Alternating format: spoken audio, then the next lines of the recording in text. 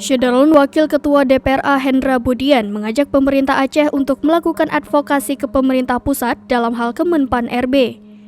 Advokasi itu untuk mempertahankan tenaga honorer di Aceh terkait surat status kepegawaian yang diterbitkan oleh Menteri Pendayagunaan Aparatur Sipil Negara dan Reformasi Birokrasi atau Mempan RB RI Cahyokumolo yang ditujukan kepada seluruh gubernur, wali kota, dan bupati di seluruh Indonesia.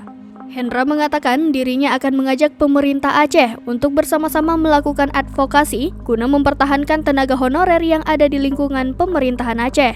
Selanjutnya, tenaga honorer di lingkungan pemerintah Aceh saat ini sangat besar, kisarannya sebanyak 20.000 tenaga honorer.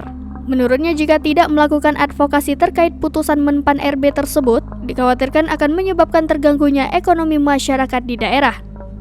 Terakhir, kata Hendra, sampai saat ini setiap daerah masih sangat membutuhkan keberadaan tenaga honorer dalam pelaksanaan pelayanan pemerintahan kepada publik karena sangat membantu tugas-tugas yang diemban oleh PNS.